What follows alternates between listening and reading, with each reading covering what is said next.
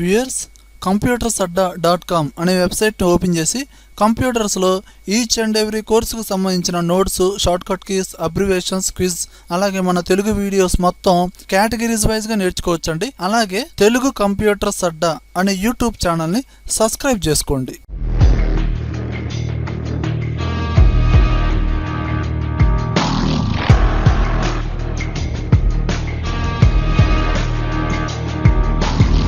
Hi viewers, ఈరోజు మనం MS వర్డ్లో page colour అనే ఆప్షన్ గురించి నేర్చుకుందామండి.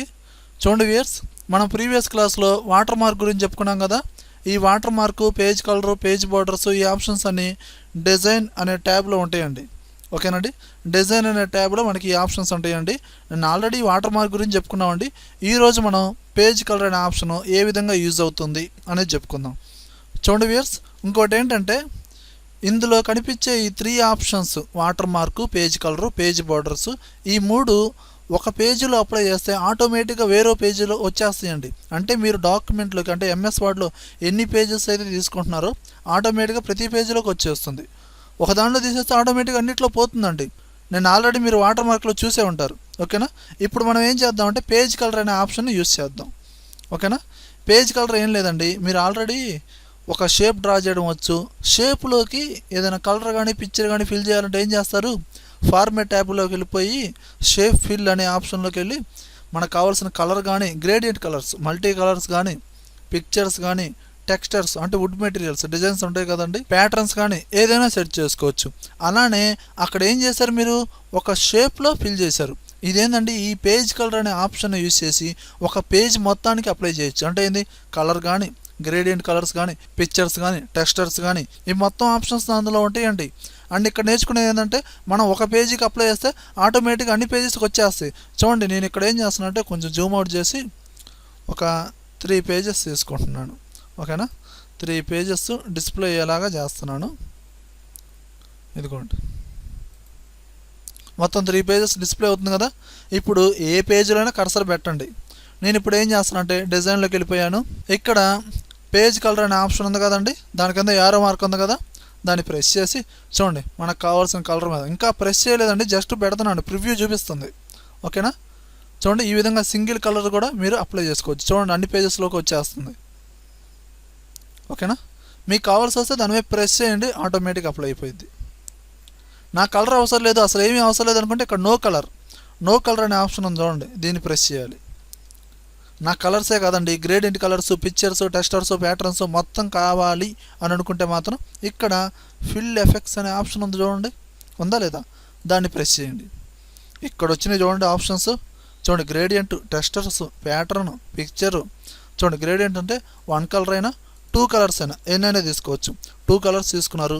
ఇక్కడ కలర్ 1, కలర్ 2 ఏ కలర్స్ అయినా చేంజ్ చేసుకోవచ్చు. నేను ఇక్కడ కలర్ 1లోకి వెళ్ళిపోయి వేరొక కలరు, అండ్ కలర్ 2లో నేను ఇంకో డిఫరెంట్ టైప్ ఆఫ్ కలర్ తీసుకున్నాను. ఓకేనా, ఈ విధంగా తీసుకోవచ్చు అండి. అలానే తీసుకున్న కలర్లో మీరు ఆ యాంగిల్స్, దాని యొక్క లేఅవుట్ కూడా మార్చుకోవచ్చు అండి. హారిజంటల్ గానా, డయాగ్నల్ గానా, ఈ విధంగా చేంజ్ చేసుకోవచ్చు. ఇలా చేంజ్ చేసి ఎప్పుడైతే మీరు ఓకే అంటారో ఆటోమేటిక్ అప్లై అయిపోతుంది. ఓకేనా, మళ్ళీ ఫిల్ ఎఫెక్ట్స్లోకి వెళ్ళండి. చూడండి మళ్ళీ ఇక్కడ ప్రెజెంట్ అనే ఆప్షన్ చూడండి, ప్రెజెంట్, దీన్ని ప్రెస్ చేసి ఇక్కడ మీకు డిఫాల్ట్గా కొన్ని స్టైల్స్ ఇచ్చారు చూడండి, ఏదైనా మీరు సెట్ చేసుకోవచ్చు. ఇక్కడ కూడా మీరు లేఅవుట్ మార్చుకోవచ్చు అండి. మార్చి మీరు ఓకే అంటే ఆటోమేటిక్ అప్లై అయిపోతుంది. అలానే చూడండి మళ్ళీ నేను ఫిల్ ఎఫెక్ట్స్లోకి వెళ్ళాను. టెక్స్చర్స్ చూడండి, ఇక్కడ మనకి వుడ్ మెటీరియల్స్, రకరకాల డిజైన్స్ ఉన్నాయి.